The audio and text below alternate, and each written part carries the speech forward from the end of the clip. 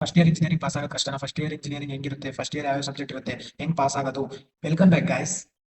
Engineering ಇವತ್ತಿನ ವಿಡಿಯೋದಲ್ಲಿ first year ಹೆಂಗಿರುತ್ತೆ, ಏನೇನ್ ಮಾಡ್ಬೇಕು, ಯಾವ ಸ್ಕಿಲ್ ಕಲಿಬೇಕು, ಯಾವ ತರ ಪಾಸ್ ಆಗೋದು, ಪಾಸ್ ಆಗಕ್ ಕಷ್ಟ ಇರುತ್ತಾ, ಎಲ್ಲಾನು ಹೇಳ್ತೀನಿ. ಈ ವಿಡಿಯೋನ ಕೊನೆವರೆಗೂ ನೋಡಿ. ನಾನು ಈಗ ಫಸ್ಟ್ ಇಯರ್ ಸೆಕೆಂಡ್ ಇಯರ್ ಬಂದಿದ್ದೀನಿ, ಅದಕ್ಕೋಸ್ಕರ ಹೇಳ್ತೀನಿ. ಈ ವಿಡಿಯೋನ ಕೊನೆವರೆಗೂ ನೋಡಿ. ಫಸ್ಟ್ ಇಯರ್ ಇಂಜಿನಿಯರಿಂಗ್ ಹೆಂಗಿರುತ್ತೆ ಅಂತ ಅಂದ್ರೆ, ಫಸ್ಟ್ ಇಯರ್ ಇಂಜಿನಿಯರಿಂಗ್ ಅಲ್ಲಿ ಎರಡು ಸೆಮ್ ಇರುತ್ತೆ, ಓಕೆನಾ? ಫಸ್ಟ್ ಸೆಮ್ ಮತ್ತೆ ಸೆಕೆಂಡ್ ಸೆಮ್ ಅಂತ ಎರಡು ಸೆಮ್ ಇರುತ್ತೆ, ಫಸ್ಟ್ ಮತ್ತೆ ಸೆಕೆಂಡ್ ಸೆಮ್ ಅಂತ. ಆ ಫಸ್ಟ್ ಮತ್ತೆ ಸೆಕೆಂಡ್ ಸೆಮ್ ಅಲ್ಲಿ ನಿಮ್ಗೆ ಏನಾದ್ರು ಟೈಮ್ ಇಲ್ಲ ಅಂತ ಅಂದ್ರೆ ಆಮೇಲೆ ನೋಡೋದಾದ್ರೆ ವಿಡಿಯೋನ ಡೌನ್ಲೋಡ್ ಮಾಡ್ಕೊಳ್ಳಿ, ಅಥವಾ ಇಲ್ಲ ಸೇವ್ ಮಾಡ್ಕೊಂಡು ಆಮೇಲೆ ನೋಡಿ. ಫುಲ್ ಈ ವಿಡಿಯೋನ ನೋಡಿ, ಯಾಕಂದ್ರೆ ಫಸ್ಟ್ ಇಯರ್ ಏನಾದ್ರು ನೀವು ಸ್ಟೂಡೆಂಟ್ಸ್ ಆಗಿದ್ರೆ, ಯಾಕಂದ್ರೆ ಇದರಲ್ಲಿ ನೀವು ಯಾವ ಸ್ಕಿಲ್ ಕಲಿಬೇಕು, ಯಾವ ಸ್ಕಿಲ್ ಕಲ್ತ್ರೆ ಮುಂದೆ ಜಾಬ್ ಸಿಗುತ್ತೆ, ಅದ್ರ ಬಗ್ಗೆ ಹೇಳ್ತೀನಿ. ಲಾಸ್ಟ್ ವರೆಗೂ ನೋಡಿ ವಿಡಿಯೋನ. ಅದಕ್ಕೋಸ್ಕರ ಫಸ್ಟ್ ಮತ್ತೆ ಸೆಕೆಂಡ್ ಸೆಮ್ ಇರುತ್ತೆ. ನಿಮ್ಗೆ ಏನಾದ್ರು ಬೇಗ ನೋಡ್ಬೇಕು ಅಂತ ಅಂದ್ರೆ 1.5x ಅಥವಾ 2x ಹಾಕ ನೋಡಿ.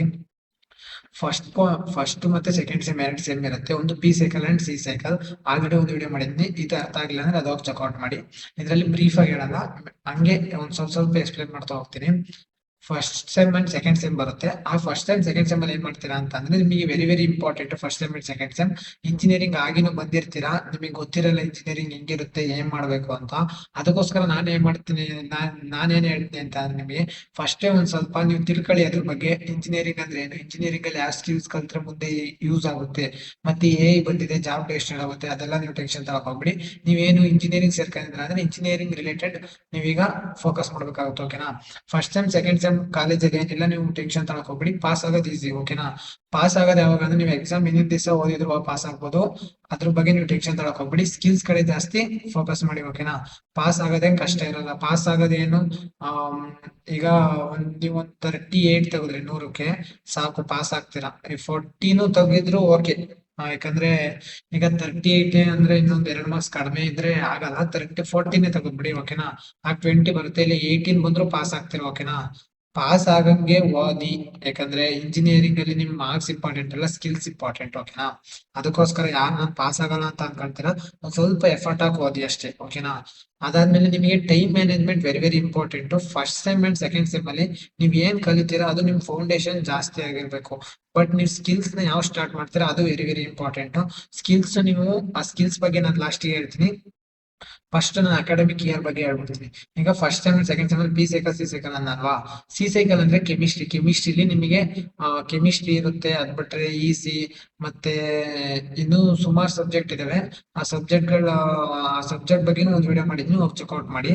ನಿಮ್ಗೆ ಏನಾದ್ರು ಫುಲ್ ಬ್ರೀಫ್ ಆಗ್ಬೇಕು ಅಂತ ಅಂದ್ರೆ, ಆ ಸಬ್ಜೆಕ್ಟ್ ಗಳಲ್ಲಿ ನೀವು ಪಾಸ್ ಆಗೋದು ಈಸಿ, ಓಕೆನಾ? ಪಾಸ್ ಆಗಕ್ಕೆ ಕಷ್ಟ ಇಲ್ಲ, ಪಾಸ್ ಆಗ್ಬೋದು. ಅದಕ್ಕೋಸ್ಕರ ನಾನು ಏನ್ ಮಾಡ್ತೀನಿ ಅಂತ ಅಂದ್ರೆ, ನಿಮಗೆಲ್ಲ ಒಂದ್ ಹೇಳೋದೇನು ಅಂತ ಅಂದ್ರೆ, ಸ್ಕಿಲ್ ಕಡೆ ನೀವು ಜಾಸ್ತಿ ಫೋಕಸ್ ಮಾಡಿ. ಈಗ ನೀವು ಪಾಸ್ ಆಗೋದು ಹಿಂದಿನ ದಿವಸ ಆದ್ರೂ ಓದ್ಬೋದು, ಬಟ್ ಸ್ಕಿಲ್ಸ್ ನೀವು ಕನ್ಸಿಸ್ಟೆಂಟ್ ಆಗಿ ಕಲಿಯಕ್ ಆಗಲ್ಲ. ಅದಕ್ಕೋಸ್ಕರ ಸ್ಕಿಲ್ ನ ನೀವು ಈಗ್ಲೇ ಸ್ಟಾರ್ಟ್ ಮಾಡಿ. ಈಗ್ಲೇ ಯಾರಾದ್ರೂ ಈ ವಿಡಿಯೋ ನೋಡ್ತಿದ್ರೆ ಸ್ಕಿಲ್ ನ ಸ್ಟಾರ್ಟ್ ಮಾಡಿ. ಯಾವ ಸ್ಕಿಲ್ ಸ್ಟಾರ್ಟ್ ಮಾಡ್ಬೇಕು ಅಂತಲೂ ಹೇಳ್ತೀನಿ. ಬಟ್ ನಿಮಗೆ ಸುಮಾರು ಜನಕ್ಕೆ ಪಾಸ್ ಆಗೋದು ಕಷ್ಟ ಇರುತ್ತೆ ಇಂಜಿನಿಯರಿಂಗ್ ಅಲ್ಲಿ ಅಂತ ಡೌಟ್ ಇರುತ್ತಲ್ವಾ? ಇಲ್ಲ, ಪಾಸ್ ಆಗೋದು ಈಸಿ ಇರುತ್ತೆ, ಓಕೆನಾ? ಫಸ್ಟ್ ಇಯರ್ ಇಂಜಿನಿಯರಿಂಗ್ ಅಲ್ಲಿ ನಿಮಗೆ ಏನಾದ್ರು ಡೌಟ್ಸ್ ಇದ್ರೆ ಕಮೆಂಟ್ ಸೆಕ್ಷನ್ ಕಮೆಂಟ್ ಹಾಕಿ, ಓಕೆನಾ? ನೆಕ್ಸ್ಟ್ ನಿಮಗೆ ಇಲ್ಲಿ ವೆರಿ ಇಂಪಾರ್ಟೆಂಟ್ ಏನು ಅಂತ ಅಂದ್ರೆ, ಟೈಮ್ ಮ್ಯಾನೇಜ್ಮೆಂಟ್. ನಾನು ಎಷ್ಟೊತ್ತು ಓದಿದ್ರೆ ಪಾಸ್ ಆಗ್ಬೋದು, ಹೆಂಗೆ ಆತರ ಏನಿಲ್ಲ. ನೀವು ಇಂಜಿನಿಯರಿಂಗ್ ಅಲ್ಲಿ ಇವ್ ಮಾಮೂಲಿ ಏನ್ ಸಬ್ಜೆಕ್ಟ್ ಇರ್ತವೆ, ಕೆಮಿಸ್ಟ್ರಿ ಇವೆಲ್ಲ ಜಾಸ್ತಿ ಓದಕ್ ಹೋಗ್ಬೇಡಿ. ಅದಕ್ಕೆ ಡೈಲಿ ಒಂದು 2 to 3 hour ಕೊಟ್ಕೊ ಓದೋದು, ಆತರ ಓದಕ್ ಹೋಗ್ಬೇಡಿ, ಓಕೆನಾ? ಈ ಟೈಮ್ ಮ್ಯಾನೇಜ್ಮೆಂಟ್ ನಾನು ಯಾವ್ದಕ್ ಹಾಕಿದ್ದೀನಿ ಅಂದ್ರೆ, 2 to 3 hour ಡೈಲಿ ಕೊಡಿ ಅಂತ. ನಿಮ್ ಸ್ಕಿಲ್ಸ್ ಗೆ ನಾನು 2 to 3 hours ಕೊಡಿ ಅಂತ ಹೇಳ್ತೀನಿ. ನಿಮ್ದು ಯಾವ್ದಾದ್ರು ಇಂಟರ್ನಲ್ಸ್ ಇತ್ತು ಅಂದ್ರೆ ಇಂಟರ್ನಲ್ಸ್ ಹಿಂದಿನ ದಿವಸ ಓದ್ಕೊಳ್ಳಿ. ಮತ್ತೆ ನಿಮ್ಗೆ ಏನಾದ್ರು ಈಗ ಸೆಮ್ ಎಕ್ಸಾಮ್ ಬಂತು ಅಂದ್ರೆ, ಸೆಮ್ ಎಕ್ಸಾಮ್ ಅಲ್ಲಿ ಯಾವಾಗಿದ್ರು ರಜೆ ಇರುತ್ತೆ, 1 days 2 days ಗ್ಯಾಪ್ ಕೊಟ್ಟಿರ್ತಾನೆ, ಅದ್ರಲ್ಲಿ ಓದ್ಕೊಳ್ಳಿ ಸಾಕು. ಅದಕ್ಕಿಂತ ಮುಂಚೆ ನೀವು ಇನ್ನೂ ಒಂದು ಸ್ಕಿಲ್ಸ್ ಕಲಿಬಿಟ್ಟು ಅದನ್ನ ಓದಕ್ ಹೋದ್ರೆ ಆಗಲ್ಲ, ಓಕೆನಾ? ಅದಕ್ಕೋಸ್ಕರ ಹೇಳ್ತಿದ್ದೀನಿ ಟೈಮ್ ಮ್ಯಾನೇಜ್ಮೆಂಟ್. ನಾನು ಯಾವ್ದಕ್ಕೆ ಹೇಳ್ತೀನಿ ಅಂದ್ರೆ, ಡೈಲಿ 2 to 3 hours ಕೊಡಿ ಅಂದ್ರೆ ಸ್ಕಿಲ್ಸ್ ಕೊಡಿ ಅಂತ ಹೇಳ್ತಿದ್ದೀನಿ. ನಿಮ್ ಕಾಲೇಜ್ ಟೈಮಿಂಗ್ಸ್ ನ ನೀವು ಅಡ್ಜಸ್ಟ್ ಮಾಡ್ಕೋಬೇಕು. ಕಾಲೇಜ್ ಟೈಮಿಂಗ್ಸ್ ಬಿಟ್ಟು ಯಾವಾಗ ಸ್ಕಿಲ್ಸ್ ಕಲಿತೀರಾ ಆ ಸ್ಕಿಲ್ಸ್ ನ ನೀವು ಆಗ ಡೆವಲಪ್ ಮಾಡ್ಬೇಕಾಗುತ್ತೆ. ಯಾವ ಸ್ಕಿಲ್ ಕಲಿಬೇಕು ಅಂತ ಹೇಳ್ತೀನಿ ನೆಕ್ಸ್ಟ್. ಬೇಸಿಕ್ ಕಾನ್ಸೆಪ್ಟ್ ಯಾವುದು ಅಂತ ಅಂದ್ರೆ, ನಿಮ್ದು ಸ್ಕಿಲ್ಸ್ ಮೇಲೆ ಇರ್ಬೋದು, ಇಲ್ಲ ನಿಮ್ಗೆ ಏನಾದ್ರು ಅಕಾಡೆಮಿಕ್ ಅಲ್ಲಿ ಏನಾದ್ರು ಕಷ್ಟ ಆಗ್ತಿದೆ ಅಂತ ಅಂದ್ರೆ, ನೀವು ಒಂದ್ ಸ್ವಲ್ಪ ಬೇಸಿಕ್ ನ ಫಸ್ಟ್ ಈಗ್ಲೇ ಓದ್ಕೋಬೇಕಾಗುತ್ತೆ. ಯಾವಾಗ್ಲಾದ್ರು ಒಂದೊಂದು ½ an hour ನಿಮಗೆ ಯಾವಾಗ ನನಗೆ ಕಷ್ಟ ಆಗ್ತಿದೆ ಈ ಸಬ್ಜೆಕ್ಟ್ ಅಂತ ಅನ್ಸಿದ್ರೆ ಓದ್ಕೊಳ್ಳಿ. ನಾನೇನ್ ರೆಕಮೆಂಡ್ ಮಾಡ್ತೀನಿ ಅಂತ ಅಂದ್ರೆ, ನಿಮ್ ಲಾಸ್ಟಿಗೆ ಓದ್ಕೊಳ್ಳಿ ಅಂತ ರೆಕಮೆಂಡ್ ಮಾಡ್ತೀನಿ. ಬಟ್ ನಿಮಗೆ ಏನಾದ್ರು ಅಷ್ಟು ಕಷ್ಟ ಆಗ್ತಿದೆ ಅಂತ ಅಂದ್ರೆ, ಒಂದ್ ಸ್ವಲ್ಪ ನೀವು ಬೇಸಿಕ್ ಕಾನ್ಸೆಪ್ಟ್ ನ ಒಂದ್ ಸ್ವಲ್ಪ ಈಗ್ಲೇ ಒಂದ್ ಅರ್ಧ ಗಂಟೆ ಓದ್ಕೊಂಡ್ರೆ ನಿಮಗೆ ಈಸಿ ಆಗುತ್ತೆ. ಲಾಸ್ಟ್ ಎಕ್ಸಾಮ್ ಫೈನಲ್ ಅಲ್ಲಿ ಪಾಸ್ ಆಗೋದು ಈಸಿ, ಓಕೆನಾ? ನೆಕ್ಸ್ಟ್ ನಿಮ್ದು ನೆಕ್ಸ್ಟ್ ಸ್ಕಿಲ್ಸ್ ಬಗ್ಗೆನೆ. ಸ್ಕಿಲ್ಸ್ ಬಗ್ಗೆ problem solving skill very very important. ಅದಕ್ಕೋಸ್ಕರ ಡೈಲಿ ಏನ್ ಮಾಡಿ ಅಂತಂದ್ರೆ, ನಾನ್ ಮ್ಯಾಥ್ಸ್ ಸಾಲ್ವ್ ಮಾಡಿ ಅಂತ ನಾನೇನ್ ಹೇಳಲ್ಲ, ಇದು ಬೇಡ, ಪ್ರೋಗ್ರಾಮಿಂಗ್ ಡೈಲಿ ಪ್ರಾಕ್ಟೀಸಸ್ ಅಂತ ಹಾಕಿನಿ. ಏನಕ್ಕೆ ಅಂದ್ರೆ ಮ್ಯಾಥ್ಸ್ ಏನು ಕೊಟ್ಟಿದೆ ಅಂತ ಅಂದ್ರೆ, ನಾನು ಮ್ಯಾಥ್ಸ್ ಸುಮಾರು ಜನ ಬ್ಯಾಕ್ಲಾಗ್ ಉಳಿಸ್ಕೊಂಡಿದ್ರೆ ಮ್ಯಾಥ್ಸ್ ನಲ್ಲಿ ಮತ್ತೆ ಪಾಸ್ ಮಾಡ್ಕೊಳ್ಳೋದು ಕಷ್ಟ ಅಂತಾರೆ. ಅದಕ್ಕೋಸ್ಕರ ಮ್ಯಾಥ್ಸ್ ಯಾವಾಗ್ಲೂ ಫ್ರೀ ಇದ್ದಾಗ ಒಂದ್ ಸ್ವಲ್ಪ ಓದ್ಕೊಳ್ಳಿ, ಪಾಸ್ ಮಾಡ್ಕೊಳ್ಳಿ ಅಂತ ಹಾಕಿದೀನಿ. But programming very very important. ಇದೇ ನಿಮಗೆ ಇಂಜಿನಿಯರಿಂಗ್ ಅಲ್ಲಿ ಬೇಕಾಗಿರೋದು. ಅದಕ್ಕೋಸ್ಕರ ಪ್ರೋಗ್ರಾಮಿಂಗ್ ಕಡೆ ಜಾಸ್ತಿ ನೀವು ಫೋಕಸ್ ಮಾಡಿ, ಯಾಕಂದ್ರೆ ವೆರಿ ವೆರಿ ಇಂಪಾರ್ಟೆಂಟ್ ಪ್ರೋಗ್ರಾಮಿಂಗು.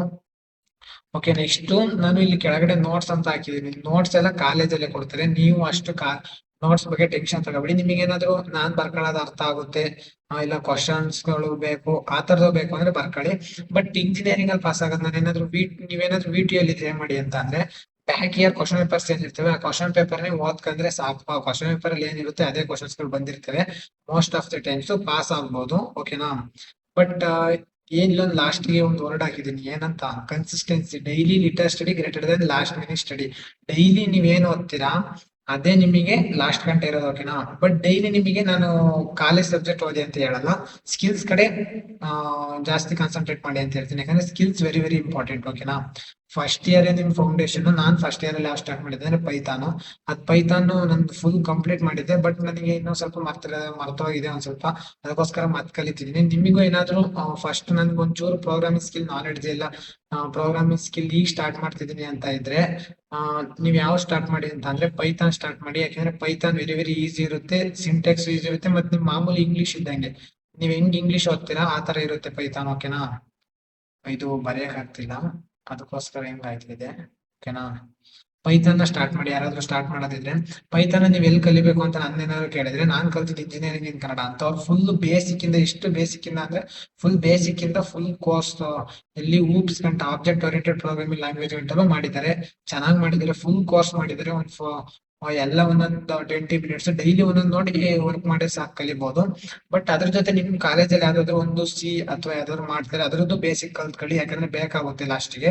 ಇಷ್ಟೇ, ಈ ಸ್ಕಿಲ್ ನೀವ್ ಯಾವ್ದಾದ್ರು ಒಂದ್ ಸ್ಕಿಲ್ ನ ಫುಲ್ ಅದನ್ನ ಕಲಿಯೋ ಗಂಟ ಬಿಡ್ಬೇಡಿ.